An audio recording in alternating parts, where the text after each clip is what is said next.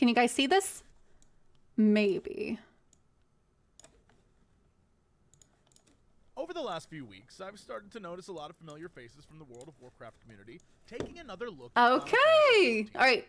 This better be a good video. I want to talk about the differences between these two games, that while sharing many similar concepts, diverge in their execution. Oh shit. Okay. Go ahead. Go ahead. Go ahead. I'll turn it up. I'll turn it up. I'm sorry. You guys, you're asking for too many things all at the same time. I will turn it up. Maximum volume. Okay? And I'll whisper, okay?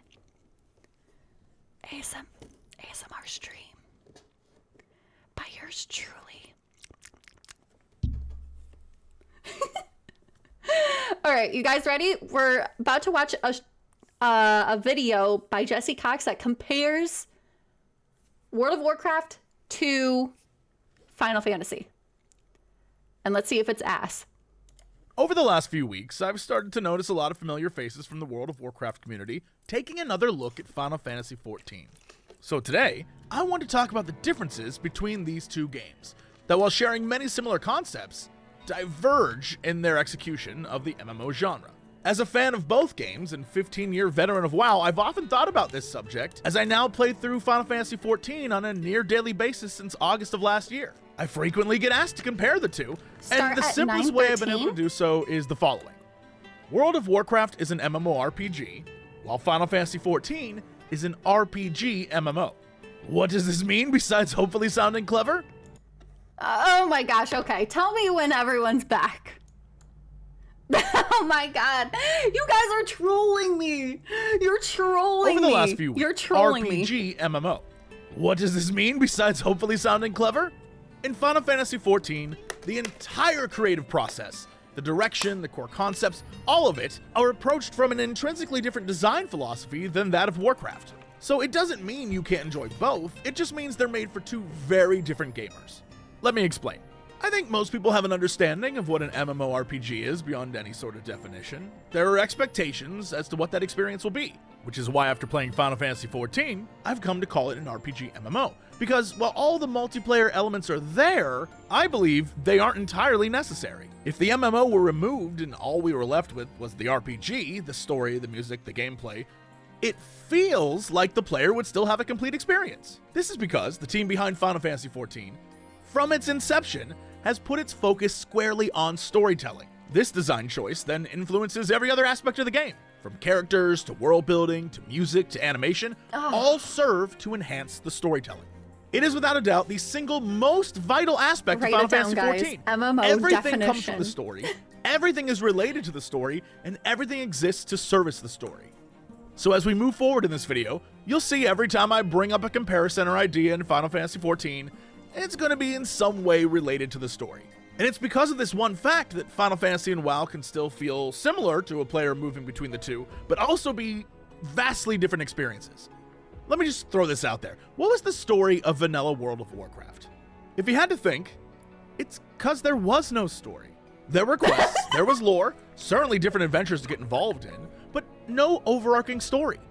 There was no driving force behind what you were doing, besides the desire to gain levels, abilities, to see what's around the next bend or explore the next zone.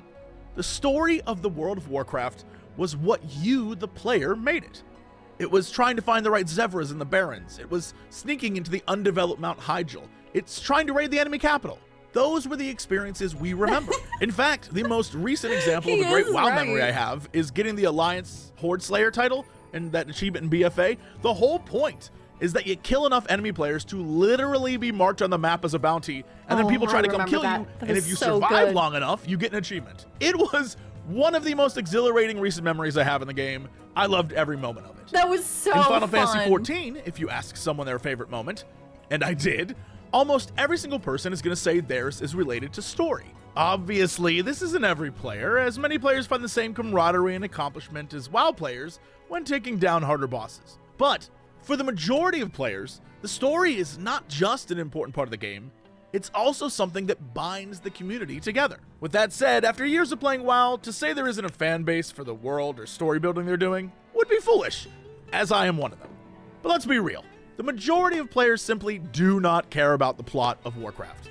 I'd have to guess that's because it was never really the driving force of the game that got them playing in the first place, and more importantly, sticking with it. The fact is, as Blizzard moves more towards storytelling in their more recent expansions, they've developed multiple ways of getting across major plot information to players who may be interested, but it's not integral for the player's enjoyment. It's this delivery that provides the necessary surface-level context it really does to keep skip the player so engaged, but has also formed a complicated relationship with players who do enjoy story and world building in Warcraft. Team leads and devs change, shifting the vision for each expansion to fit what is essentially the rule of cool. While main story beats are planned ahead, it's very clear that things have changed or will change based on necessity. Main characters vanish, story elements are left behind, and lore is retconned to fit with the moment. As a big old lore nerd, years of that have definitely left me kinda jaded when it comes to WoW. A silly example is years ago at BlizzCon, I asked the devs about that weird snake tail and Gundrak. I was like, what is that thing? Their response then, and ever since, has pretty much been, we really don't know. Perhaps it was snuck in, perhaps it was dropped content, who knows? All I can say is, if it was in Final Fantasy XIV, that snake tail would not only have had a purpose, but it would have shown up 2 expansions later as an important character in an ongoing story. Yep, this is going to be one of those videos that's long enough to be split into multiple parts. He's actually right. But it's good, because it allows us to dive a little deeper. When it comes to content, both games feature the staples of the MMORPG genre to differing degrees. Leveling, dungeons, raids, PvP, special events, grinds, and daily quests. In fact, some on the two dev teams are friends, and they definitely borrow ideas from each other all the time. Yoshi P, the director of Final Fantasy XIV, is notably a huge Blizzard fan. The difference, of course, comes from what the dev teams have decided the focus of their games should be. The best way I can simplify this is to say that Warcraft is more about the destination, and Final Fantasy XIV is more about the journey. As an example, in WoW, the leveling process in, say, a new expansion is a buffer between you and max level where the real game starts. I was once told by a friend that he always thought of it as advertisement for places that later on at max level you'll spend time grinding. Once you've leveled up, you can begin doing harder dungeons, farming gear in Mythic Plus, running raids, joining PvP battlegrounds or arenas, doing your daily quests or grinding rep. And for years, this has not only been a pretty standard MMORPG cycle, but WoW has been the best at it. The goal, of course, is keeping players engaged and logged in. And going back to our original story discussion, doing most of these things continues the Warcraft story as well. In Final Fantasy XIV, it's a bit different. With the story being the most important part, this means leveling isn't just a rush to max level to experience the cool parts are the leveling. At max level, there are certainly raids and dailies and grinds and PvP, but they're nowhere near the complexity of WoW. Leveling up a job in Final Fantasy XIV isn't just about the leveling process either. Sure, in WoW you can level up an alt, experience the other faction's story, and a lot of people enjoy that. But in Final Fantasy XIV, each job has its own story and quests associated with it. They're varying in size and scope, but like the Dark Knight, for example, is universally loved for being some of the best storytelling in the game. But again, story is what it's about. Most large-scale raids only have one difficulty level. I wonder, do they have books for Final Fantasy than like actual they do team for building WoW? struggles?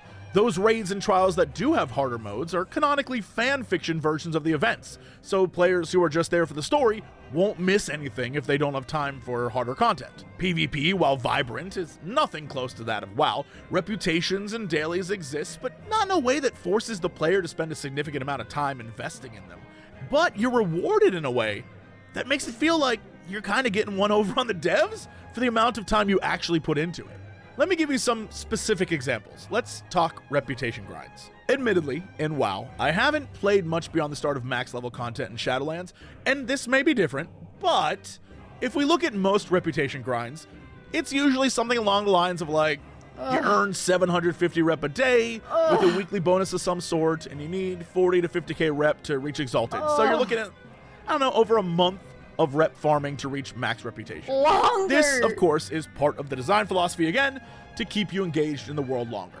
In Final Fantasy XIV, while some of the older reputations are pretty similar, the newer ones, take Pixies for example, are designed not only to be fast, but to feel very rewarding.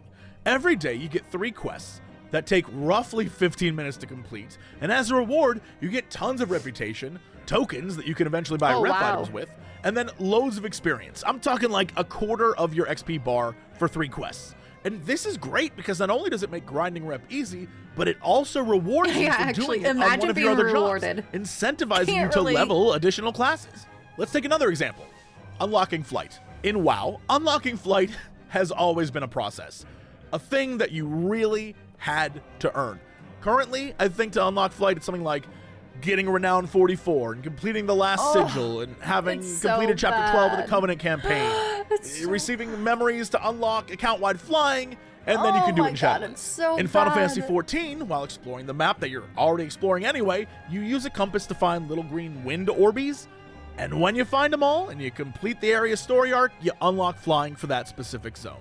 It's not account-wide. That is so easy. It's easy enough to get just by going through the leveling process. From a design standpoint, I love this.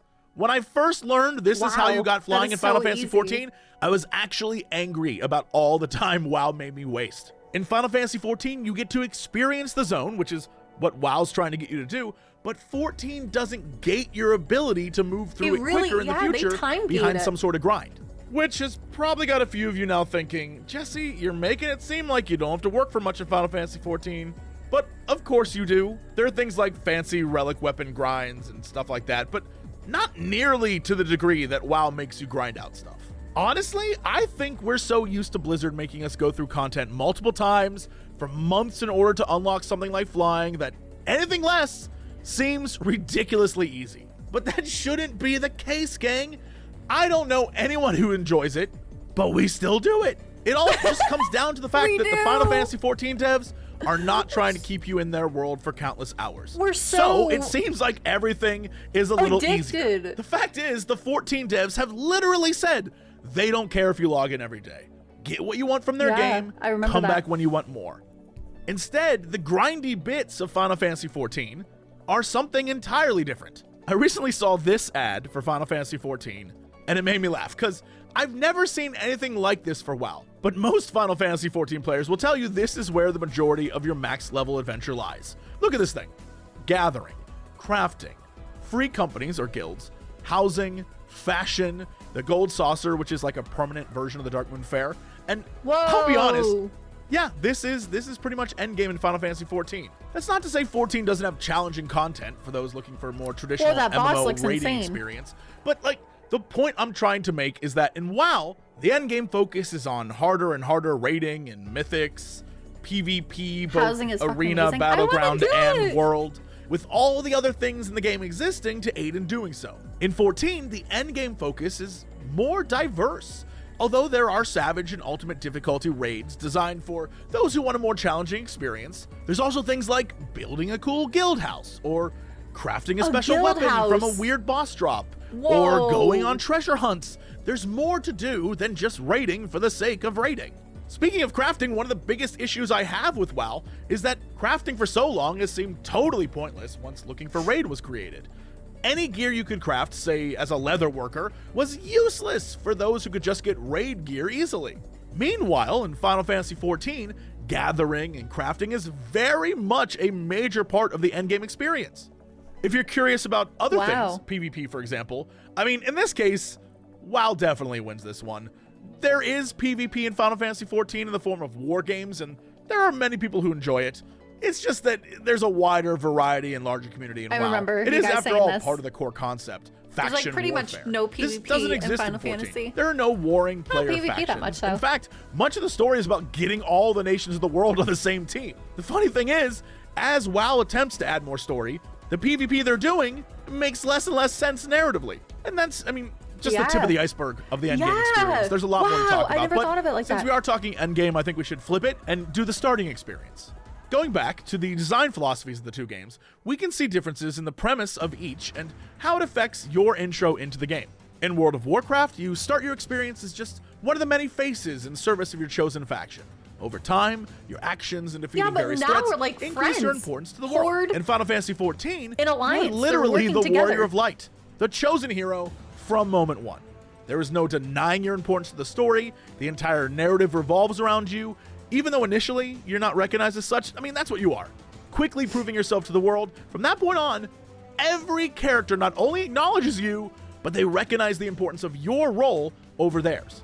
So add that to the story being the most important element, And you'll see how this might be a daunting task for some new players. Much of the 14 starting experience is pretty I slow. remember this one. World building, character introduction, lasting roughly the first 50 levels. I actually think this is one of the biggest problems Final Fantasy XIV has, as it's a hard sell to explain how phenomenal this game becomes only after you put in 40 hours. But that's exactly what I was told, and what I have told others, because it's true. The strong connection to narrative hurts the starting experience, especially for new players who may have friends playing or seen an amazing moment from a recent expansion, but they can't play it themselves without playing through 100 hours of story or paying for a skip and finding themselves completely disconnected from the plot. And that is a real shame, because the game uses all of that story and setup to build out the rest of the world. So if you skip over the starting experience, the amount of stuff you miss is mind-boggling. And because the story is so well told, and all the characters and locations and factions, etc., are so perfectly fit into the puzzle that is the main plot, that when twists happen, they make perfect sense. When reveals are made, it's like, oh yeah, of course! All because of that level 1 through 50 experience laying the foundation. And as I've said, I've experienced both ends of this. Well, Years ago when the game first came out, I gave it a shot, and around level 40 was totally burnt out. It wasn't until I returned last year looking for something new that I gave the game a second chance on the recommendation of a friend. I'm so glad I listened, because for a fan of story like me, what this game offers is a fantastic experience. Sadly, the reason behind Final Fantasy XIV: A Realm Reborn's slow start can be traced back to its origins as a reboot of the disaster that was the original Final Fantasy XIV. We saw that. That was Budget actually small, so sad. The timetable was short. But and so it shows. inspiring. It isn't until the later patches of A Realm Reborn and the release of the first expansion, Heavensward, that the game truly shines. The production value skyrockets, the writing is less long-winded, the voice actors change, just about everything is better than where it started. And universally, everyone acknowledges this fact, which is why I assume the free trial, with memes and all, includes Heavensward. If you're gonna keep playing the game, it's the first expansion that's gonna get you. What's totally insane about all of that is only by sticking with it can you then truly appreciate the slow burn A Realm Reborn was and all the ideas it introduces that later become very important. It's like when your parents gave you some advice as a kid and you didn't listen, and now you're 30 and you're like, damn, that was good advice. I should have listened. But again, Dang! How do you sell that to people? Meanwhile, the WoW starting experience is much more welcoming to new players because they keep updating it and changing not too long it. ago. A thing Final Fantasy XIV can't do without damaging the plot it's trying to set up. Because Warcraft doesn't concern itself with this. They now offer multiple ways to level, a special starting zone designed to teach new players. They have streamlined the process of getting your character to the end game, which, as we discussed, is a core design philosophy. But this means, depending on when you started playing, your story experience in World of Warcraft could be entirely different from another player. Some moments I may have experienced years ago are no longer in the game, making it so things that bind players and keep them engaged in the game are not story, but it's progression systems, guild dynamics, and faction conflict, which I think explains why people enjoy playing Classic, as it has all the things I just listed, but also a shared sense of existing in the same world, which I feel like I think many of you would say the current iteration of WoW does not have. Another way to look at this is how new content is delivered. If we look at the two most recent completed content cycles in both WoW and 14, the picture we get of everything I've been talking about becomes more clear. In WoW, the new content starts with the release of a trailer, a big budget, stunningly well made, sometimes shocking reveal. It's usually a way for Blizzard to show the first major inciting story moment. This is something like Sylvanas breaking the Helm of Domination or Deathwing destroying the world. Then, before launch, there's a book and maybe some short stories about major characters involved in the next expansion. We'll get a pre-patch event, and then the expansion will release. And for the most part, every WoW expansion follows a similar formula. We get a short burst of main story, before pausing for leveling content, and eventually returning to the main plot. Then a major raid is released, and the story for the main plot continues, as we get a series of patches culminating in the last patch of the expansion, and the showdown with the big bad. And the cycle begins again with a new trailer. Because of its heavily story-based nature, almost all of the content in 14 is delivered in-game.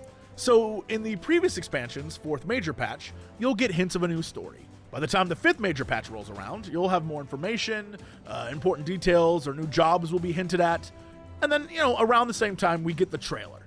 Unlike WoW, it's not a single moment, but a series of vignettes and a hint of things to come in the next expansion. Yeah, At I've launch, seen that about the main story is experienced Final and Fantasy. completed throughout the leveling process. It's just The not first major one patch and so on are specific there to wrap instance. up It's loose like ends, several tell instances. new smaller stories either via raid or a series of max level trials, or introduce new areas that serve as a way to grind out special weapon skins. And then, by the end of the third major patch, the story of the expansion is wrapped up. And then the fourth patch continues the trend of hinting at what will be in the new expansion. So once again, I'm sure Wow. the obvious difference comes down to the initial design choice by the two dev teams. The reason the Warcraft patch cycle is what it is to keep players engaged longer. So if you're a fan of story, for example, you need to keep with it through all the patches to see the end. While Final Fantasy XIV, designed to deliver story most of all, gives you a completed one at launch, then adds additional adventures afterwards. Wow. The most notable difference in gameplay between the two, I think, is to start, the global cooldown in Final Fantasy XIV is 2.5 seconds. So when you're level 10, for example, and you only have 3 abilities, it seems like there's a lot of downtime. Later on, as you unlock other off-cooldown skills or increase your stats to lower your GCD, this changes, but for the start, it definitely feels pretty slow. This also translates into differences between the spell I wonder and if they're ability ever going to rotations of the change two that. games. Warcraft is more reactionary. Build up a bar or wait for a crit to trigger an ability, while Final Fantasy XIV is more proactive, where the player weaves a pattern of combos together to create a string of pre-planned attacks. Even the procs in Final Fantasy XIV are associated with patterns and planning. Combat in WoW is like a street brawl, and Final Fantasy XIV is like a dance.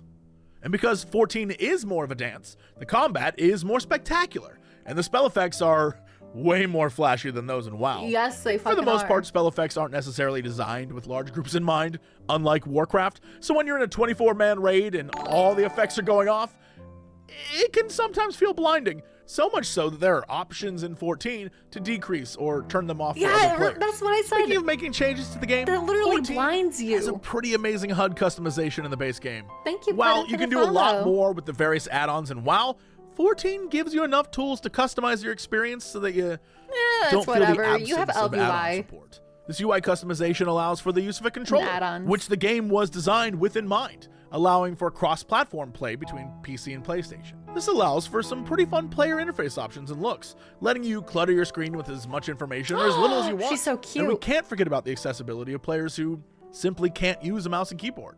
Accessibility can be found in 14 in the form of universal language on markers and effects. I'm sure that as you've watched this video, you've noticed in the Final Fantasy XIV segments the same markers on the so ground good. over and over and over again, to the point where players can have some idea of what's coming their way based on the effect. They understand what's about to happen and what's required.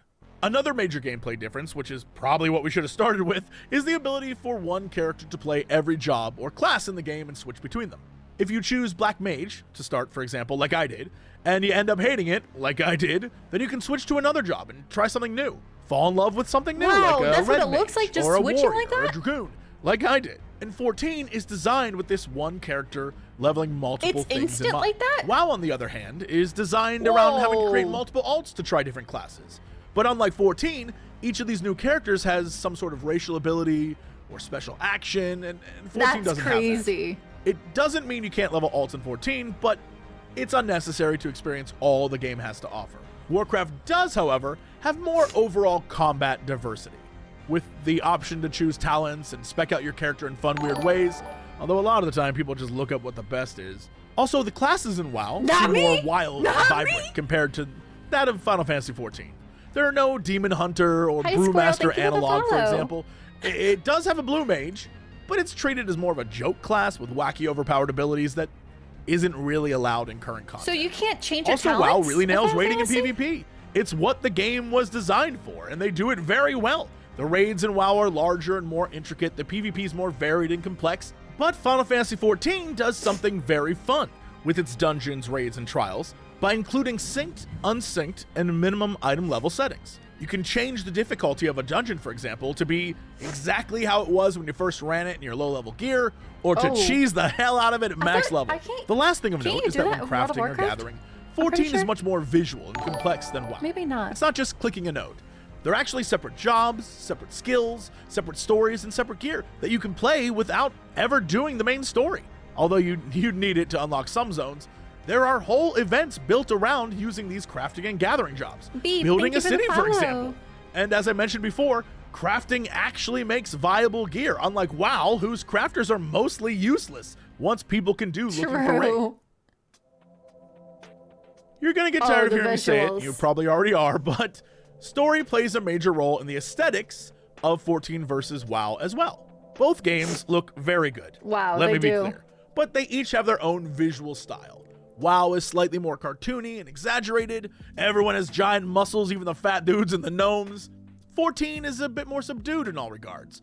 Even the colors are more toned down. Some might call the character designs a bit Whoa. anime. Meanwhile, the WoW character designs are more diverse than 14 as well. Trolls, undead, humans, pandas. In 14, it's more like human, tiny human, cat human, horny human. The biggest difference I've noticed comes down to 14's emotive A characters horny and human? I WoW's did not know wider there was a array horny of one visually in there. diverse zones. These emotive characters make it so 14 can easily work in numerous in-game cutscenes and match the voices. In order to do the same thing in WoW, custom crafted scenes are made, which take time and limit the number that can be included. That's not to say that Warcraft characters can't show emotion, or Final Fantasy doesn't have visually diverse zones, but each does their thing better. WoW can get more wild with their visual design because they aren't limited by players on older consoles. The PS3 version of 14 was still available until 2017, which means the Wow. PS4 version will be limiting players for a few years still. Because its limits are fewer and the devs can update and change their graphics more frequently, WoW can create a more wild, outlandish, and visually striking environment for players to explore. And because 14 was started with storytelling in mind, characters' faces are designed to show a wider array of emotions. WoW, on the other hand, added story after the fact, Your so the character game is a wasn't horny designed to have a lot girl? of close-up facial I should've made a animations. horny one. So as they add new in-game cinematics, many of the ones we're getting now seem to have these weird flappy jaw yapping things going on. And that stands out from the other higher quality cinematic stuff we're used to getting in WoW. Yeah, that is true. Oh, the music is The really music good. of these games is also another thing worth In World pointing of out, Warcraft. as it again is a perfect example of my original thesis. Like the graphic design of the games, they both have good music. But similar to WoW's visual style, Final Fantasy XIV's musical style is far more diverse and wild and fun. In Warcraft, music is mostly ambient, used to set the mood of a zone or a dungeon, usually something catchy, repeating, and not all that intrusive. But many times, because of its generalized nature, there are moments where it might not fit the events that are on screen in an epic Really? boss Final fight, for Fantasy example. is better? There's plenty of times I remember struggling through a raid to get to the final boss, and the music was pretty much the same as when I started the raid. Meanwhile, in 14, because the music, like everything else, is connected to the story, it's more moment to moment than WoW. Again, it's not like WoW doesn't do story moment music, or Final Fantasy XIV doesn't have ambient zone themes, but they both do their own thing way more. Final Fantasy XIV has musical themes for sad moments and happy moments and silly moments and tense moments. It sometimes even tells a story. There are theme songs and leitmotifs and, more importantly, battle music. Whoa!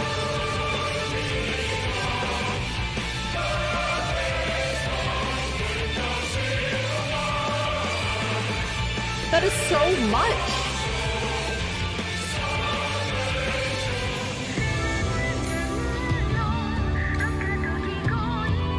There's no way I could listen to this song while fighting this boss. For sure, I would have to turn it off. I wouldn't be able to.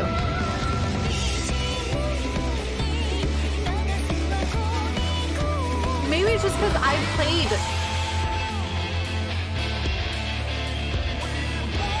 No, this is distracting music. Any music that has words in it is distracting. Especially when you're trying to listen to your raid leader or something. I would not be able to listen to this for sure. No, guys, it's the reason. It's just so good. Nothing makes wiping or learning a fight more tolerable than a catchy song in the background. Truthfully, Final Fantasy XIV just has a larger variety of music and uses it better than WoW, which is crazy. I don't because know if I could get used to remember that. listening to the soundtrack for WoW Legion and thinking how great it was, only to find out there were some songs not even used in the game, or if they were, I don't remember or missed it.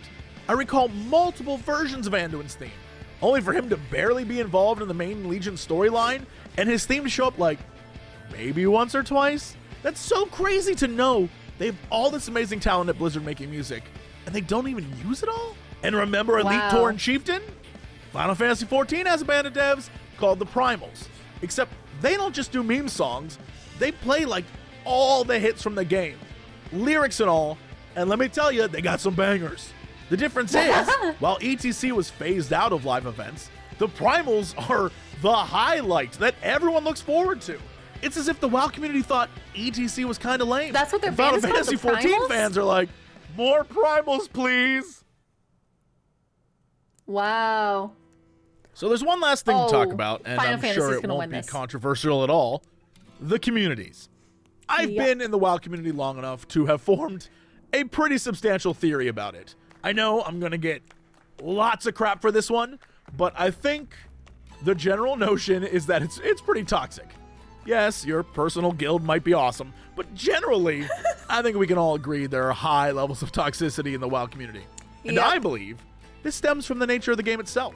WoW is based in conflict. A game where two factions are pitted against each other from the beginning, so players already have an established enemy or other to focus their ire on. It is thematically ingrained in the community culture. And not only is player versus player part of the game, but so is competition on a PvE level. Yeah. With world firsts and server firsts and more at a macro level, and then tools like DPS don't blame meters at a me. micro level to determine who is the best in the current party. Blame Blizzard. Everyone is judging everyone at all times in Warcraft. It can feel overbearing. Even WoW's more cooperative events can seem like competition between players. As players are in the game longer, learn more, and think they know more, biases form, opinions, valid or otherwise, take root, and soon the forums are littered with waste. You know, toxic. 14, at least in my experience, has been different. And it's hard to explain because, sure, there must be toxicity in the community. I've heard of it. I've never seen it. And maybe that's streamer privilege. Maybe it's just I'm very lucky. I don't know. But most people, if you ask, will tell you how nice and wonderful and kind the 14 community is. But it's also jarring. If you're a WoW player coming to the Final Fantasy 14 community, there's a lot to understand that's different. Let me give you a great example. Rare mobs, or in the case of 14, ranked mobs. In WoW, if you see a rare monster, you find a way to kill that thing as fast as you can, you grab friends, you grab guildies, you want that special drop. In Final Fantasy 14, that's frowned upon by most of the community. I found this out one day when I saw a rare and asked my free company, my guild, for help. And they were like, dude, wait for the hunt train. And I was like, what? What the hell are you talking about? It's right here, right now. And they explained that's not how the community does it. When all the rares are finally spawned, hunt trains form, and like 100 players move from zone to zone, killing them, each getting credit for the kills and any sort of rewards. This idea baffled me. I was like, I am here right now. What if I'm not online later? I have to pass up the kill just cause? And they were like, yeah. I know it sounds crazy, but having done multiple hunt trains now, I understand it completely, and I actually prefer it. It's almost like that's so much if better. WoW had this same concept, I may have actually seen a time lost Proto Drake once or twice. Warcraft eventually had moments like this for Nashtadar and Mechagon, but it's not on the same level. Barely. This camaraderie in the 14 community translates to how they treat new players for the most part as well. What? Sprouts, as they are lovingly called, are new players with a little icon next to their name. Normally, one would assume an icon next to your name letting everyone know that you have no idea what you're doing would seem like you just got yourself a scarlet letter and became a pariah. But in Final Fantasy XIV, it's the exact opposite. Instead of trolling or treating them poorly, most players cheer them on or offer advice and tips in dungeons. It makes it easier to understand if someone has no clue what's going on. You can instantly see they're new, and it's okay. And the game even rewards players with bonuses for having them in your group. And that's what I think is so special about the community in 14. I've seen plenty of players try new classes or a build or whatever in both WoW and 14. And people can get intimidated about being yelled at for sucking or not knowing something. But in 14, that little sprout icon lets players know immediately that you're newer to the game. So they have an expectation that you might not know some things. And it makes it easier to ask, which is honestly the biggest problem in WoW. New players are always afraid to ask what to do. Just as an example of how this mentality rubs off on you, I was doing my 14 roulettes or dungeon dailies and got the final Omega raid. When it popped, I was in a group of almost all Sprouts. For those of you who don't know, this fight is what you would call a complicated dance. We wiped a lot. And in my guild chat, I was cursing up a storm. I was so upset that I had to go through this thing that I thought was going to take me 5 minutes, but I'm here at like minute 30. But in party chat with the Sprouts, I was like, we can do this. Come on, I'll teach you how to do this fight. I've often thought about what Sprouts in WoW would be like. And the only thing I can think of is that it would mostly be people dropping from parties that they showed up in. Again, this isn't to say the Final Fantasy XIV community is perfect. Obviously, assholes play all sorts of games, but the general nature of the player base seems a bit more relaxed. Yes, someone will tell me I'm doing something wrong while I stream, but that's every game, for everyone. The biggest difference, I think, is the Final Fantasy XIV community does not tolerate a lot of the stuff that WoW does. The crackdown on bad actors is swift and immediate. And some of you may be like, well, that doesn't sound cool. I guess for the people who don't want to deal with that stuff, it's pretty cool. I don't know. The last big takeaway I have on community is this. The WoW player base seems always ready to attack their game, even while loving it.